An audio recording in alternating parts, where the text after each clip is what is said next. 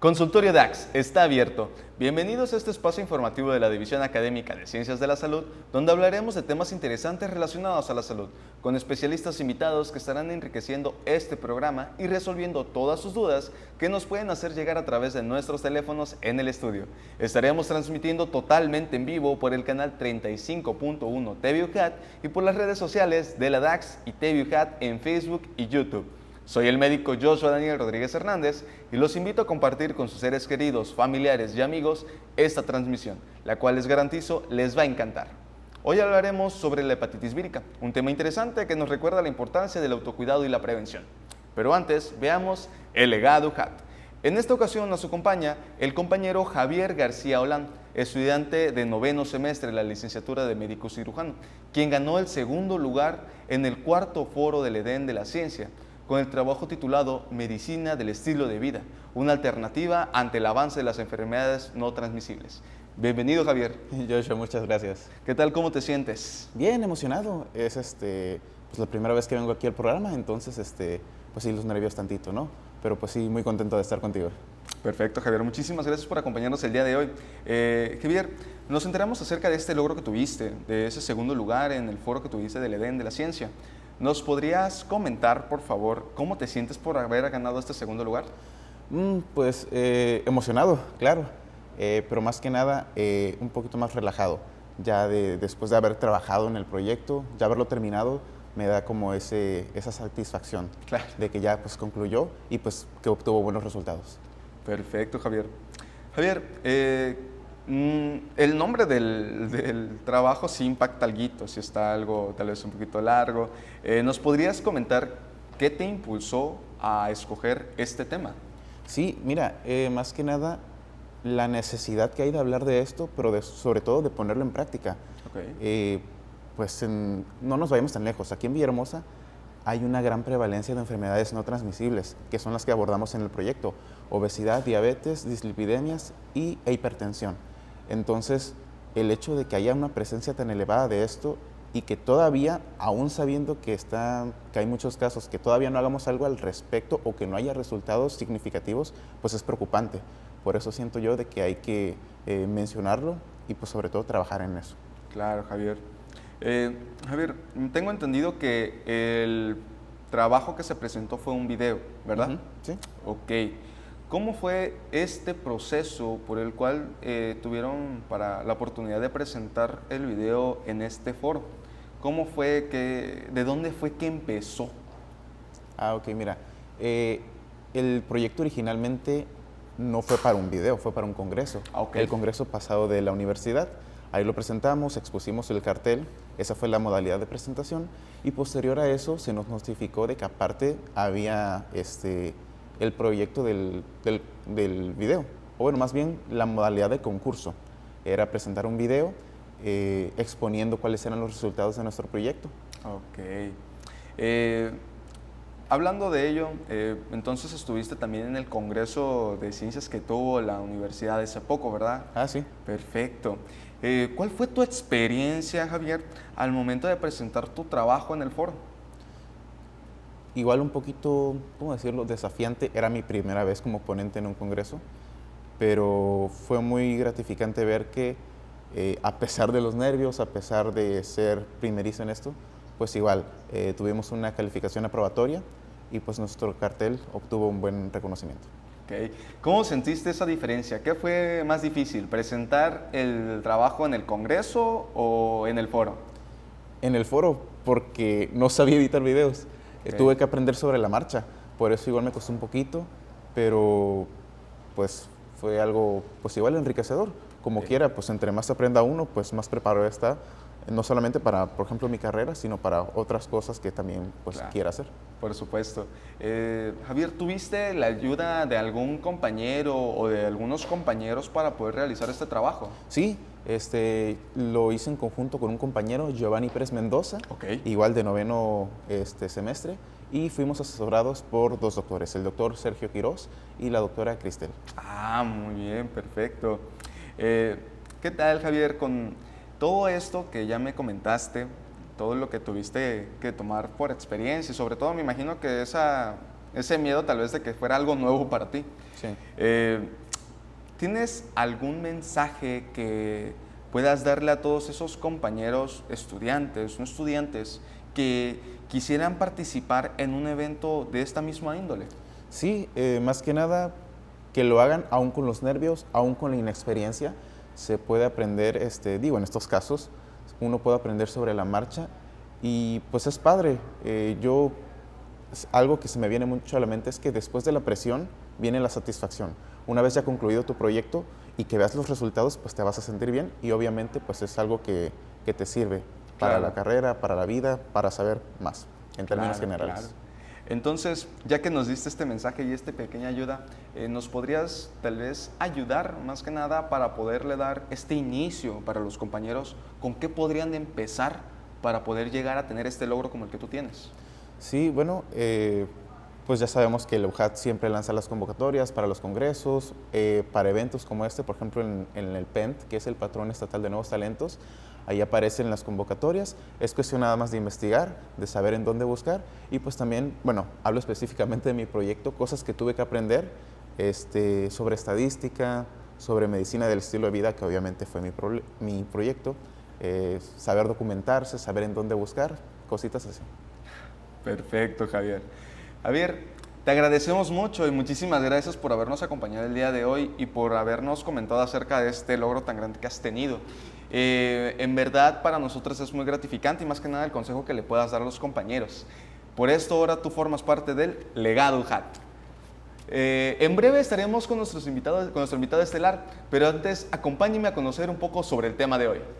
Hepatitis viral o las hepatitis virales son un grupo de enfermedades transmisibles de carácter agudo o crónico. Estas enfermedades son causadas por un grupo extenso de virus que comparten la capacidad inflamatoria, así como la de producir daño en las células del hígado. Los principales virus que se corresponden con este grupo de enfermedades son el virus de la hepatitis de tipo A, B, C, D y E. Cada uno de estos tiene un mecanismo distinto de transmisión, una duración de la enfermedad variable, así como el diagnóstico y en especial el tratamiento de la enfermedad generada dependerán del agente causal. Cuando una persona tiene esta enfermedad, el hígado es el principal órgano afectado. No podrá realizar su correcta función, poniendo así en riesgo a nuestro organismo, pues se considera un órgano vital, debido a que es uno de los principales encargados de controlar los niveles químicos saludables y no saludables, transformando las toxinas en metabolitos buenos o eliminándolas. Además, ayuda en el procesamiento de los nutrientes como proteínas, carbohidratos y grasas que adquirimos a través de los alimentos. Este grupo de enfermedades corresponden a un aproximado de 1.4 millones de muertes en todo el mundo, de las cuales la hepatitis B y C representan las de mayor incidencia con un 47% y 48% respectivamente. En México, de acuerdo con datos de la Secretaría de Salud, se registran un estimado de 24,000 casos de hepatitis A, B y C anualmente, lo cual se traduce en un aproximado de 1.6 millones de personas que cuentan con la infección actualmente, cifra que nos ubica en el segundo lugar de incidencia en toda América Latina, solo un lugar por debajo de Brasil. Adicionalmente, las infecciones por los virus de la hepatitis A y B se han asociado en el estado de portador crónico y sus efectos a largo plazo son las hepatitis crónicas y la cirrosis hepática principalmente. Por otro lado, estudios recientes han demostrado un íntimo vínculo entre estas y la posterior incidencia de carcinoma hepatocelular, el cual consiste en el tipo más común de cáncer de hígado.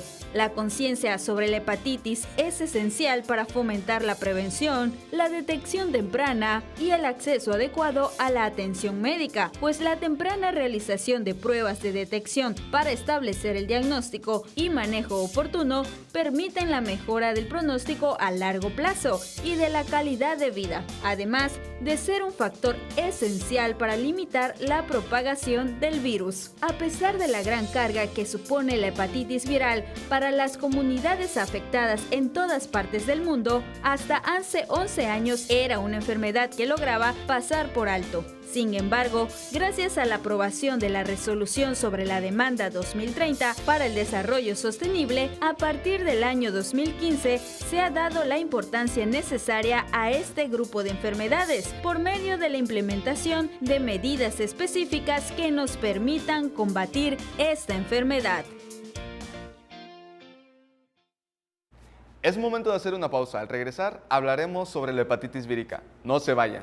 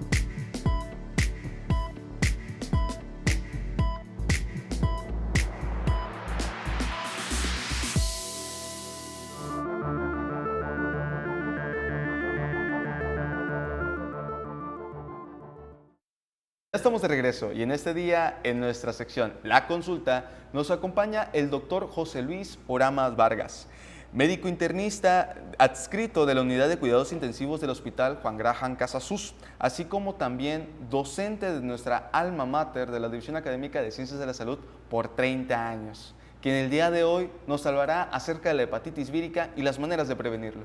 Bienvenido, doctor. Muy buen día y con gusto de estar aquí participando en la difusión de los temas médicos, Jos. Perfecto, doctor. Nosotros estamos también muy emocionados por tenerlos del día de hoy. La mayoría de todas estas preguntas se hicieron más que nada en el marco de la prevención, acerca también de la definición concreta de lo que es la hepatitis vírica. Doctor, hablando de esto, ¿nos podría comentar qué es la hepatitis vírica y cuáles son los tipos más comunes? Fíjate que en general la hepatitis es una enfermedad que se refiere a inflamación del hígado como un órgano principal del organismo y que da ciertas manifestaciones, aunque hay varios tipos de hepatitis como las dos principales, la vírica y la tóxica. La tóxica muchas veces asociada con ingesta de sustancias, incluso alcohol, y también la vírica, que es muy relevante porque tiene pues una prevalencia en nuestros medios, más o menos como de un 3 a 4 por 100.000 habitantes, 3 a 4 casos por 100.000 habitantes. Eso nos hace ver que es una enfermedad con bastante prevalencia y que, como su nombre lo indica, afecta al hígado, y el hígado es una estructura fundamental, un órgano principal de nuestro cuerpo que pues, tiene varias manifestaciones, pero es proceso inflamatorio la mayoría de las veces agudo, ¿no? Entonces es inflamación y va a tener varias manifestaciones. Okay, doctor. Doctor, ¿nos podría comentar, ya nos hizo la observación de que realmente hay diferentes tipos, sí. ¿Nos podría comentar cuáles son las maneras de transmitirlo más comunes? Bien, ya enfocándonos en la hepatitis viral, sí. Fíjate que tenemos la hepatitis viral básicamente 3 tipos que son los más importantes: la hepatitis A, la hepatitis B, la hepatitis C, y existen otros 2 tipos más de hepatitis, que es la D y la E, que tienen mecanismos peculiares cada uno de su transmisión, pero enfocándonos en las que tienen mayor prevalencia y que por tal motivo es de mayor importancia para nuestros médicos y para la comunidad en general, debemos de recordar que esta hepatitis, la A, es una hepatitis que tiene una transmisión fecal oral. Tiene que ver mucho con la higiene, claro, con la higiene de las manos en el preparar en el momento de preparar los alimentos. Entonces esto es relevante porque si estamos teniendo una prevalencia importante, significativa, quiere decir que no estamos teniendo las medidas preventivas adecuadas en la preparación de los alimentos. Claro, consideramos que los alimentos habitualmente consumidos se preparan en casa, Claro. pero la vida moderna también implica que tengamos que desplazarnos de nuestras cercanías de nuestra casa o de nuestra vivienda y alimentarnos fuera, ¿no? Claro. Entonces, ahí va un poquito la prevalencia. Sin duda, entonces tenemos que estar recapacitando que si esa hepatitis, la hepatitis viral A, tiene una transmisión fecal oral, quiere decir que nos hace falta nuestra higiene de las manos en la preparación de los alimentos o algunas medidas de prevención. Por ejemplo, yo veo que en algunas tiendas o restaurantes se ponen guantes para estar sí. preparando los alimentos o cubrebocas, ¿no? Entonces todo eso te da garantía, desde que tenga su cubrebocas, su gorro para prevenir también que hayan algunas otras infecciones, pero que cuando estén preparando los alimentos, en muchas ocasiones puedan usar guantes desechables, ¿no? Entonces hay muchas cosas y sin duda la buena cocción de los alimentos, ¿no? Que los alimentos estén bien cocidos. Entonces esa hepatitis A tenemos muchas técnicas y oportunidades nosotros para evitar ese contagio. Así que esa hepatitis.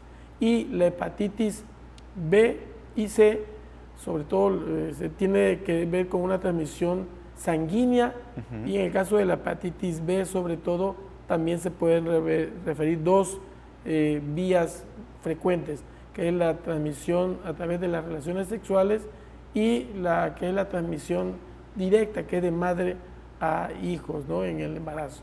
Entonces, esas son, por comentar muy generalmente, los mecanismos de transmisión y analizándolo así como lo estamos haciendo, tenemos nosotros las medidas preventivas muy fácilmente disponibles, ¿no? Entonces hay que ser muy atentos a eso. Sí. Qué curioso, doctor, porque realmente eso es real, que no solo es el cuidarnos nosotros, sino que también fijarnos en las cuestiones como, por ejemplo, nuestros alimentos, de la forma que están preparados y todo ello.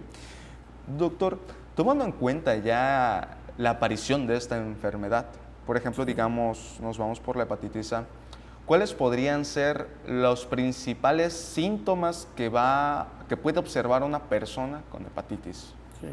Como comentamos, la hepatitis A predomina en dos grupos principales, en niños y adultos jóvenes. Entonces, en estos grupos, como en cualquier otro, la hepatitis se manifiesta por síntomas generales de artralgias, mialgias, lo que son dolores musculares, decaimiento, pero creo que en este punto es bueno recordar que la hepatitis A da síntomas después de 4 semanas de que tenemos nosotros el contagio. Y aquí hay también una oportunidad para revisar el mecanismo de transmisión. Nosotros podemos inocular o tener el virus y 4 semanas después vamos a tener los síntomas, pero ya somos transmisores al final de la primera semana, así que puede estar durante 3 o 2 semanas sin síntomas y estar en la actividad de preparar los alimentos, transmitiendo. Entonces eso nos da una peculiaridad, que los síntomas se presentan 2 semanas después de que ya somos transmisores de la enfermedad. Entonces, ¿cuáles son los síntomas? Síntomas generales. Claro, hay una manifestación del cuerpo que es la principal, que nos llama la atención, fíjate, nos llama la atención la ictericia. Sí. Cuando el paciente se pone de color amarillo, sus conjuntivas, sus tegumentos en general, pero es la más llamativa, pero no la más frecuente. Entonces tenemos la gran mayoría de las hepatitis, las llamamos anictéricas, o sea, no se pone con esa coloración amarilla Claro. de la piel y los tegumentos. Entonces, son dos cosas que podemos discriminar, ¿no? Discernir. Uno es la más importante, pero no la más Pero frecuente. no la más frecuente. Perfecto, doctor. Doctor, hablando, ya me comentó los diferentes tipos de hepatitis, ¿nos podría comentar cuáles son esas sus principales diferencias una de otra? Sí, fíjate que considero que la más importante es, uno, la hepatitis A es básicamente autolimitada, se atiende con medidas generales, hidratación, un reposo relativo para que no esté con mayor desgaste corporal, pero con una alimentación sana, Claro. el paciente se va a recuperar. Entonces esa es una ventaja y nos da una incapacidad transitoria. Y en el caso de la hepatitis B y C, tienen la peculiaridad de que se hacen crónicas y que al hacerse crónicas nos puede dar dos condiciones, que puedan transmitirla durante más tiempo si no se detecta y se diagnostica y se trata adecuadamente, y dos, que puede evolucionar a los casos de cirrosis y también la cirrosis ya está asociada a una mayor incidencia de neoplasias o tumores. De tal forma que podríamos hacer esa diferencia, la evolución básicamente benigna en el sentido de la hepatitis A y la enfermedad crónica y ya un poco más delicada de la hepatitis B o C, que es una de sus presentaciones. Doctor. Doctor, ¿nos podría comentar, por favor, porque yo considero que esto es una parte muy importante, sobre todo en la parte de la entrevista, el saber el cómo se diagnostica la hepatitis? Sí, fíjate que en mi consultorio la mayoría de las hepatitis se diagnostican porque el paciente llega con síntomas generales, no se ha sentido bien, pero no ha tenido una gripa, no ha tenido estornudo y acude porque siente que tiene debilidad y es lo que llamamos síndrome de desgaste. O sea, se ha bajado de peso estas 2 o 3 semanas y además tiene fatiga, cansancio, no tiene ánimo de hacer las cosas. Nosotros hacemos nuestra batería de exámenes que son básicamente los análisis generales y casi siempre hacemos lo que es el perfil hepático. Entonces ya ahí tenemos elementos muy importantes para que con los síntomas generales y los análisis de laboratorio, principalmente en el perfil hepático, se elevan dos enzimas que son las transaminasas, glutámica, oxalacética y la pirúvica. Esas dos se elevan mucho y eso nos hace ya enfocarnos a ese diagnóstico. Claro, doctor, está el caso de las ictericias también, ¿verdad? Claro. Vamos a hacer una pequeña pausa, un pequeño corte, ¿sí? Claro, ¿cómo no? Vamos a un corte, pero antes les recordamos que pueden hacernos llegar sus preguntas respecto al tema a través de la línea telefónica y de nuestras redes sociales. Al regresar, nuestro invitado las estará respondiendo. Siga con nosotros, por favor.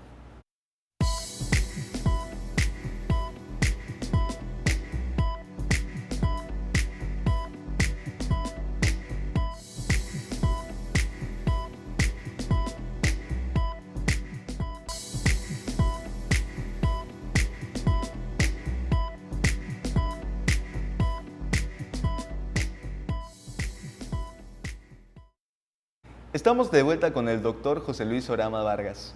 Muchas gracias por seguir con nosotros. Y antes de irnos a promocionales, precisamente, doctor, hablábamos acerca de la forma el diagnóstico que se hace para la hepatitis vírica. Doctor, ya comentando acerca del diagnóstico, creo que algo muy importante será el hecho de si existe alguna vacuna para prevenir la hepatitis. Sí, fíjate que quedamos un poquito interrumpidos en el diagnóstico. Nada más quiero concretar dos cosas. Que las transaminasas y las bilirrubinas las detectamos alteradas en nuestro perfil hepático y luego tenemos nosotros ya consecuentemente que solicitar lo que son los antígenos de superficie, que son encontrar las moléculas virales o los anticuerpos, que son la defensa de nosotros para la hepatitis A, B o C. Entonces ya cuando tenemos ese complemento diagnóstico de tener las pruebas de funcionamiento hepáticas alteradas, los antígenos de superficie o los antígenos virales y los anticuerpos, ya nosotros llegamos a una conclusión diagnóstica de que el paciente tiene hepatitis A, hepatitis B o hepatitis C. Entonces, ya tendremos nosotros la oportunidad de establecer un programa de tratamiento, pero antes que todo eso, como habíamos platicado en el primer bloque, tenemos la prevención. Claro. La prevención, entendiendo que sobre todo en la hepatitis A es las medidas higiénicas de las manos.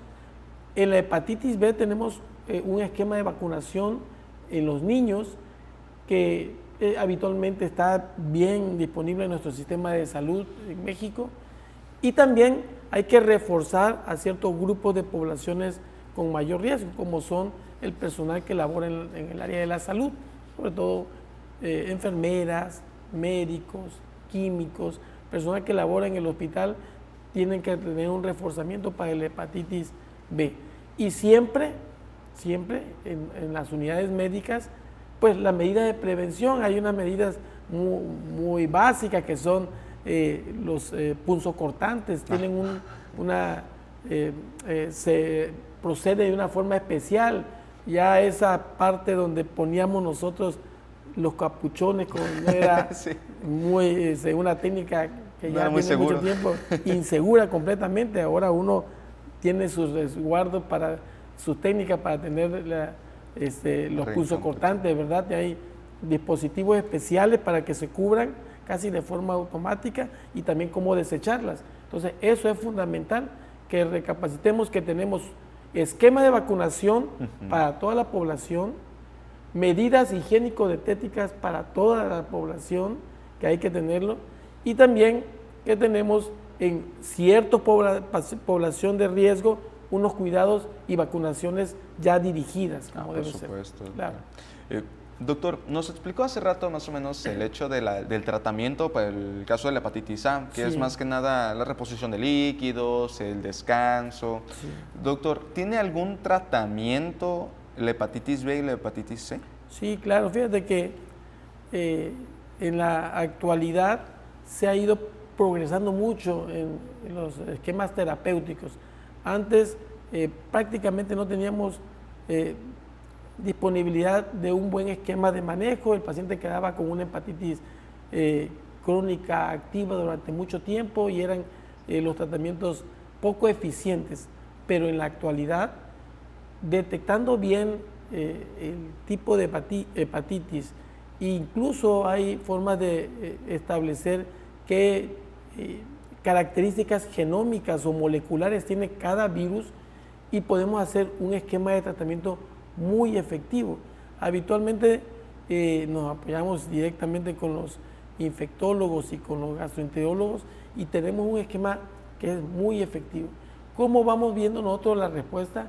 Hay marcadores de inflamación hepática, las mismas transaminasas, la proteína C reactiva y el tiempo de coagulación, son líneas que nosotros vamos siguiendo cómo evolucionan a la mejoría. Entonces los tratamientos son muy efectivos. Si hay tratamiento, tiene que ponerse en atención con su sistema de salud, y ya se canalizan para las especialidades que tienen estos medicamentos. Habitualmente son medicamentos especiales que no están disponibles tan fácilmente, porque tiene que tener una buena indicación y una buena dosificación, pero en los sistemas de salud en México los tenemos disponibles. Perfecto, doctor.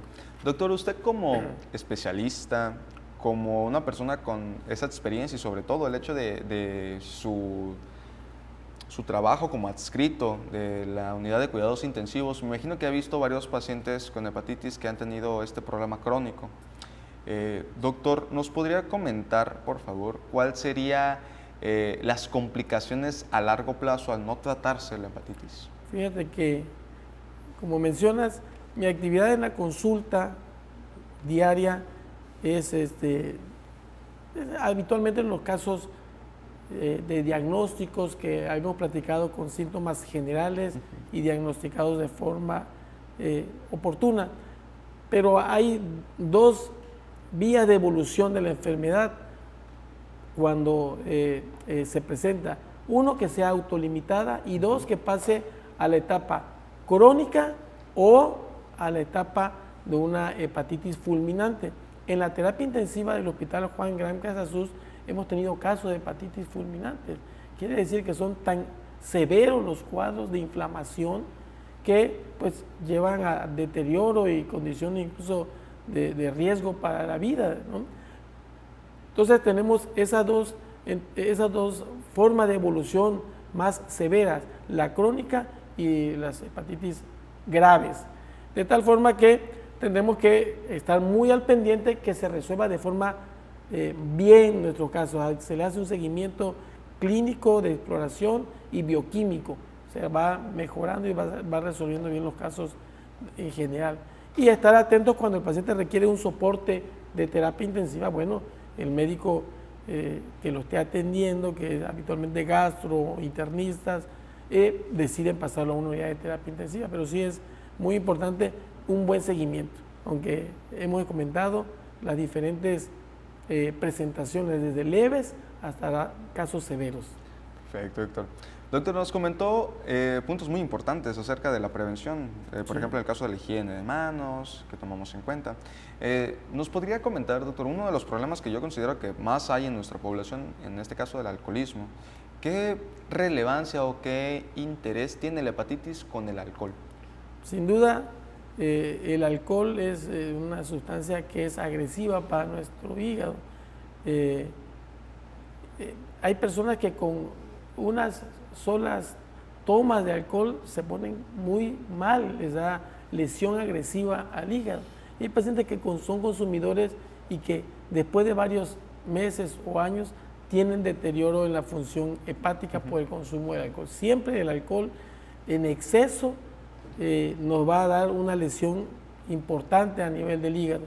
De tal forma que los pacientes que están con una hepatitis activa está contraindicado que puedan tomar bebidas alcohólicas, y también si tuvieron el antecedente, aunque se haya remitido esa enfermedad de la hepatitis viral, pues no deben ser consumidores de alcohol. De tal forma que es muy importante la relación porque te incrementan los riesgos de cirrosis y de cáncer también. Perfecto, doctor. Doctor, nos comentó hace rato de esta población que es con mayor riesgo. ¿Nos podría comentar cuál sería la población que tiene mayor riesgo a poder llegar a transmitir o contagiarse de hepatitis vírica? Pues el contagio visualmente para la hepatitis tipo A, comentábamos, en niños y en jóvenes.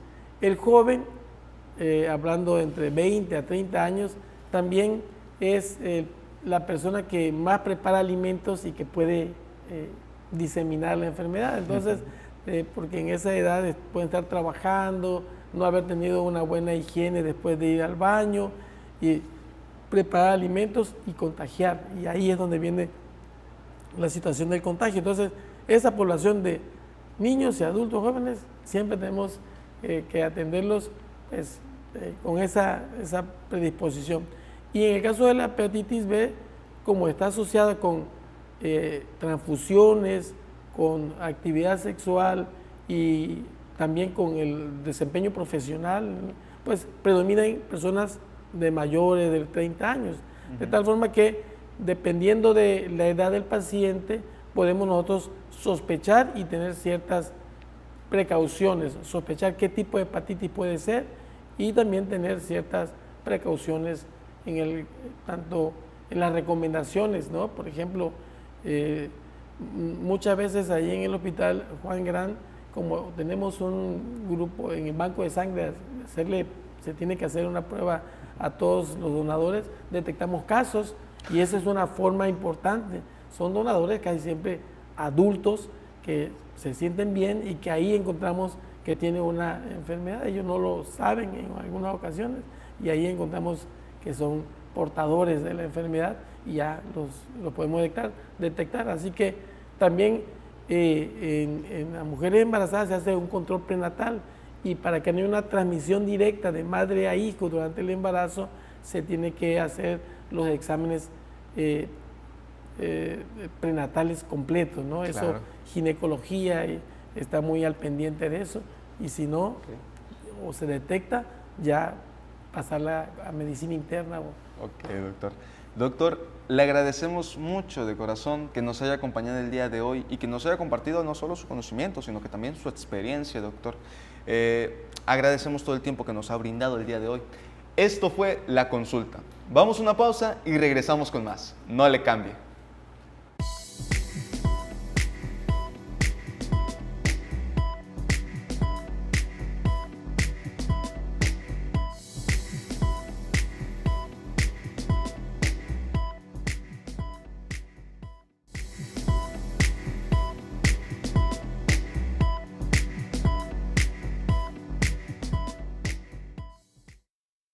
Y muy relacionado a lo que hemos estado hablando en el programa de hoy, ahora conozcamos la curiosidad médica del día.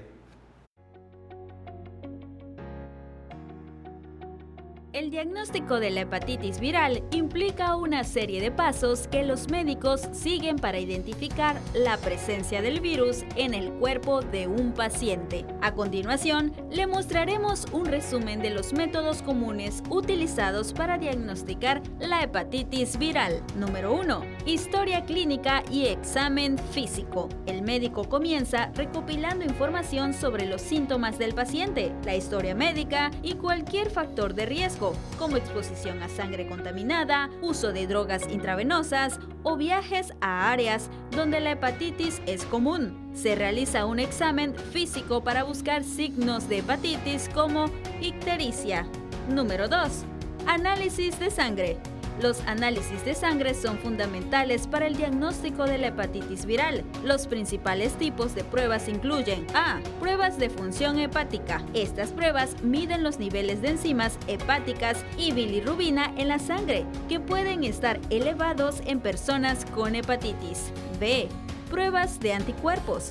Los anticuerpos específicos para cada tipo de hepatitis, por ejemplo, anti-VHA para la hepatitis A, anti-VHB para la hepatitis B, anti-VHC para la hepatitis C, se pueden detectar en la sangre para determinar si el paciente ha estado expuesto al virus. C. Pruebas de antígenos. Se buscan antígenos específicos del virus en la sangre, como el antígeno de superficie del virus de la hepatitis B. Número 3. Pruebas de ADN o ARN viral para la hepatitis B y C. Se realizan pruebas para detectar material genético del virus, ADN para la hepatitis B y ARN para la hepatitis C en la sangre. Esto confirma la presencia activa del virus en el cuerpo. Número 4. Biopsia hepática. En algunos casos, en ciertas situaciones como cuando el grado de daño hepático es incierto, se puede realizar una biopsia hepática para evaluar el grado de inflamación y fibrosis en el hígado. Número 5. Evaluación del estado del hígado. Además de las pruebas de diagnóstico, los médicos también evalúan el estado general del hígado mediante imágenes como ecografías, resonancias magnéticas o elastografía hepática. Estas pruebas ayudan a determinar el grado de daño en el hígado. Es importante mencionar que el diagnóstico y manejo de la hepatitis viral deben ser realizados por profesionales de la salud. Cada tipo de hepatitis A, B, C, D y E tiene diferencias en su diagnóstico y tratamiento, por lo que es fundamental consultar a un médico para un diagnóstico preciso y un plan de tratamiento adecuado. Esto es Curiosidad Médica. Muy interesante nuestra curiosidad médica del día de hoy. Ahora ya sabes un poco acerca del diagnóstico de la hepatitis vírica. Estamos de regreso y ahora nos sentimos orgullosos de presentarles Investigaciones DAX, la sección en la cual le mostraremos los trabajos de los profesores investigadores de nuestra Coordinación de Investigación y Posgrado. En esta ocasión les presentaremos Héroes o Villanos, Azúcares en la Salud y en la Enfermedad, artículo publicado y coordinado por la doctora Ángela Ávila Fernández, doctora en Ciencias Bioquímicas por el Instituto de Biotecnología de la UNAM, profesora investigadora de tiempo completo de la División Académica de Ciencias de la Salud de la Universidad Juárez Autónoma de Tabasco desde 2012 e investigadora nacional nivel 1. Coordinadora del doctorado en Ciencias Bioquímicas de la UJAT desde el 2015 y de acuerdo con este artículo, los azúcares son moléculas complejas en términos estructurales y químicos, existen en forma de mono, oligo o polisacáridos, donde la configuración y la posición de su enlace con otros azúcares es un factor más de diversificación. Cuando escuchamos hablar de azúcares generalmente asociamos con postres, golosinas y en un segundo plano con enfermedades como caries, diabetes y obesidad. En redes sociales, blogs y revistas se refuerza frecuentemente la idea de que los azúcares son nocivos para nuestra salud y por lo tanto hay que evitarlos. Así pues, el carácter virtuoso de los azúcares es inseparable e inimaginario en el colectivo del contrapié de su parte malvada. Un claro ejemplo sería la glicolización, un proceso que permite la unión de carbohidratos a proteínas, lípidos y otras biomoléculas. Este proceso es una modificación altamente conservada en todos los procesos de la vida.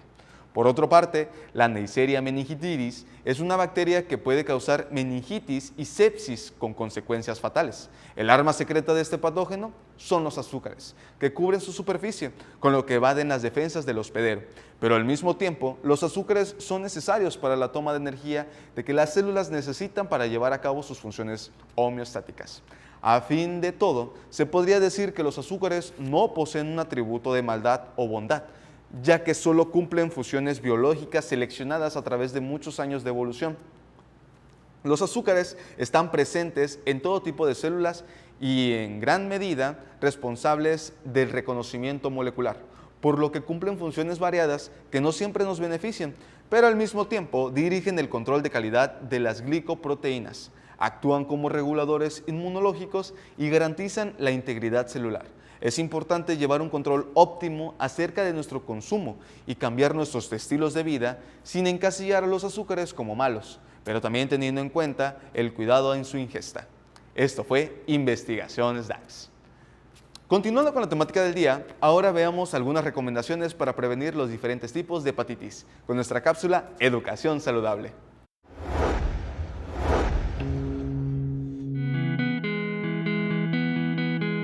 La prevención de las hepatitis virales es fundamental para reducir la propagación de esta enfermedad y prevenir las complicaciones graves que repercuten directamente en el hígado. Por esto, hoy te presentamos algunas maneras de prevenir esta enfermedad. Número 1. Vacunación. Las vacunas son una forma efectiva de prevenir las hepatitis virales. Actualmente, existen vacunas disponibles para la hepatitis A y B. La vacunación temprana en la infancia o en la edad adulta, dependiendo de la vacuna, es importante para obtener una protección adecuada. Es recomendable seguir el calendario y en caso de no haber sido vacunado previamente, consultar a un profesional de la salud para recibir las vacunas correspondientes. Número 2. Prácticas de higiene personal. Mantener una buena higiene personal es esencial para prevenir la propagación de las hepatitis virales. Esto incluye lavarse las manos con agua y jabón regularmente, especialmente después de ir al baño y antes de manipular alimentos o comer. Además, se deben tomar precauciones al manipular y preparar alimentos, asegurándose de que estén bien cocidos y evitando consumir agua o alimentos contaminados en áreas donde la higiene puede ser deficiente. Número 3. Prácticas sexuales seguras. La transmisión sexual puede ser una vía de propagación de las hepatitis B y C. El uso de métodos de barrera como preservativos puede ayudar a reducir el riesgo de infección. Es importante promover prácticas sexuales seguras y tener precaución al tener relaciones sexuales con parejas de riesgo desconocido o múltiples parejas sexuales. Número 4. Adecuado manejo de agujas y objetos punzantes. Compartir agujas y otros objetos punzantes es una vía de transmisión importante para las hepatitis B y C. Para prevenir la infección, es crucial evitar compartir agujas, jeringas, cepillos de dientes o cualquier otro objeto que pueda estar en contacto con sangre o fluidos corporales. Además, es esencial utilizar equipos estériles y desechables en entornos médicos y de atención sanitaria. Número 5. Control de infecciones en entornos de atención médica. Las hepatitis virales pueden transmitirse en entornos de atención médica si no se siguen las prácticas adecuadas de control de infecciones. Los profesionales de la salud deben seguir estrictamente las pautas de prevención y control de infecciones, incluyendo el uso de equipo de protección personal, la esterilización de equipos médicos y la eliminación segura de materiales biológicos.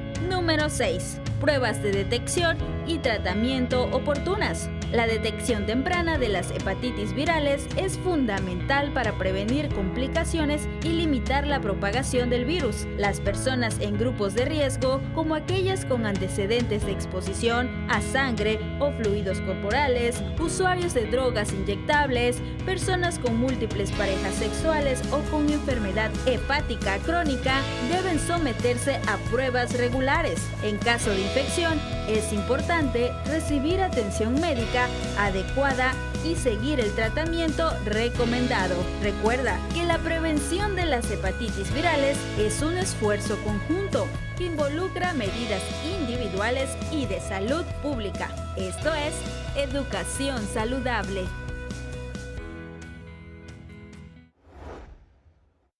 La División Académica de Ciencias de la Salud, comprometida a contribuir en la salud de la población, cuenta con una amplia gama de servicios. Para saber más de ello, le invitamos a que mire la siguiente información.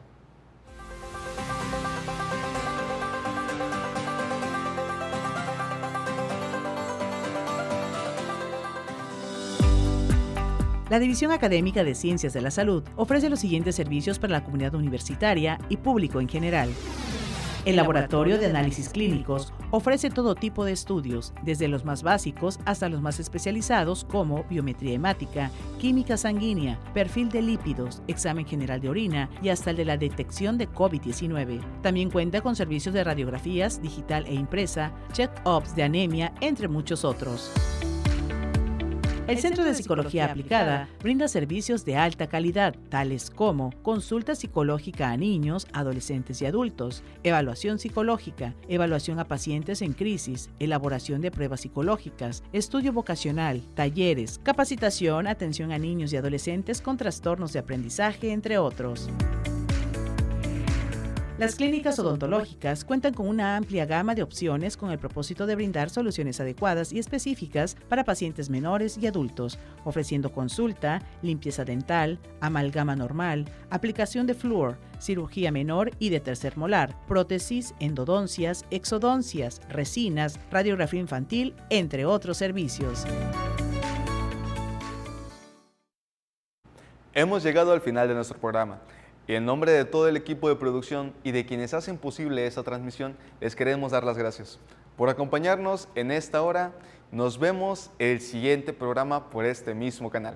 Se despide de ustedes el médico Joshua Daniel Rodríguez Hernández y no olviden seguirnos a través de las redes sociales de TVUHAT y recuerden, Consultorio DAX, tu salud en nuestras manos. Hasta la próxima.